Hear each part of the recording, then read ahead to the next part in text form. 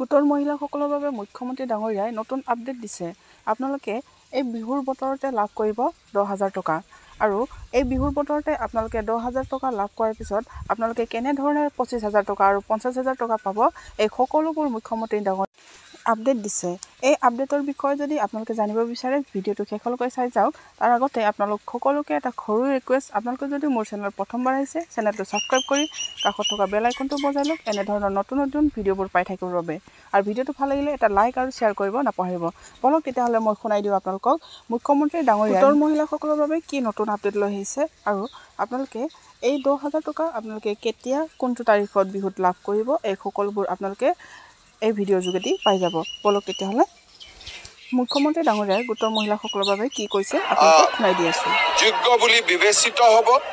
প্ৰথম 10,000 টকা বেংকৰ লগত সম্পৰ্ক নাই, সম্পূৰ্ণভাৱে 100% চৰকাৰে আগবঢ়াইছে।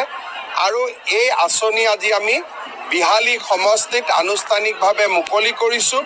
বিহালী সমষ্টিৰ 23,000 মহিলাই এই আঁচনিৰ ধন আজি চেক যোগে লাভ কৰিব। আমি অসমৰ প্ৰত্যেকটো সমষ্টিতে একোখনকৈ সভা কৰি এই চেক আমি বিতৰণ কৰিম। বিধায়কসকলে নিজৰ সমষ্টিত কোনদিনাখন মিটিং পাতিব নিৰ্ধাৰণ কৰিব আৰু নিৰ্ধাৰিত দিনত মই বা অসম চৰকাৰৰ কোনোবা এজন মন্ত্ৰীয়ে গৈ এই ধন বিতৰণ কৰিব। বিহালী সমষ্টিৰ নিৰ্বাচনৰ সময়ত মই ৰাইজক প্ৰতিশ্ৰুতি দিছিলোঁ যে বিহালীৰ পৰাই এই আঁচনিটোৰ আৰম্ভণি কৰিম। আজি যি ধৰণে কথা দিছিলোঁ সেই ধৰণে নিজৰ সংকল্প সিদ্ধিলৈ ৰূপান্তৰ কৰিবলৈ পাই সঁচাকৈ আনন্দিত হৈছোঁ। অসম চৰকাৰৰ এখন ফ্লেগশ্বিপ স্কিম মহিলা উদ্যমিতা আঁচনি।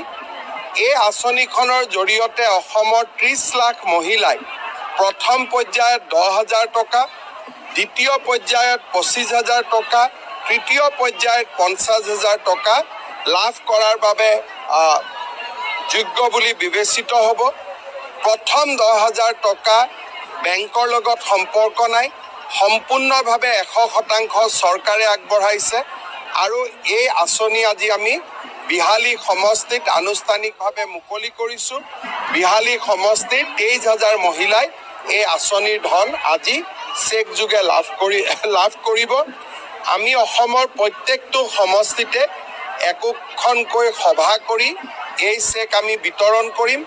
বিধায়কসকলে নিজৰ সমষ্টিত কোনদিনাখন মিটিং পাতিব নিৰ্ধাৰণ কৰিব আৰু নিৰ্ধাৰিত দিনত মই বা অসম চৰকাৰৰ কোনোবা এজন মন্ত্ৰীয়ে গৈ এই ধন বিতৰণ কৰিব। বিহালী সমষ্টিৰ নিৰ্বাচন যোগ্য বুলি বিবেচিত হ'ব। প্ৰথম 10,000 টকা বেংকৰ লগত সম্পৰ্ক নাই, সম্পূৰ্ণভাৱে 100% চৰকাৰে আগবঢ়াইছে। আৰু এই আঁচনি আজি আমি বিহালী সমষ্টিত আনুষ্ঠানিকভাৱে মুকলি কৰিছোঁ। বিহালী সমষ্টিৰ 23,000 মহিলাই এই আঁচনিৰ ধন আজি চেক যোগে লাভ কৰিব। আমি অসমৰ প্ৰত্যেকটো সমষ্টিতে একোখনকৈ সভা কৰি এই চেক আমি বিতৰণ কৰিম।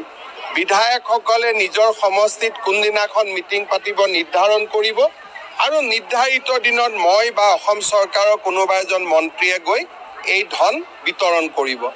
বিহালী সমষ্টিৰ নিৰ্বাচনৰ সময়ত মই ৰাইজক প্ৰতিশ্ৰুতি দিছিলোঁ যে বিহালীৰ পৰাই এই আঁচনিটোৰ আৰম্ভণি কৰিম।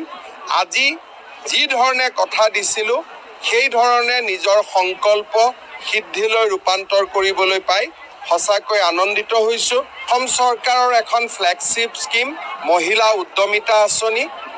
এই আঁচনিখনৰ জৰিয়তে অসমৰ 30 লাখ মহিলাই প্ৰথম পৰ্যায়ত 10,000 টকা, দ্বিতীয় পৰ্যায়ত 25,000 টকা, তৃতীয় পৰ্যায়ত 50,000 টকা লাভ কৰাৰ বাবে যোগ্য বুলি বিবেচিত হ'ব।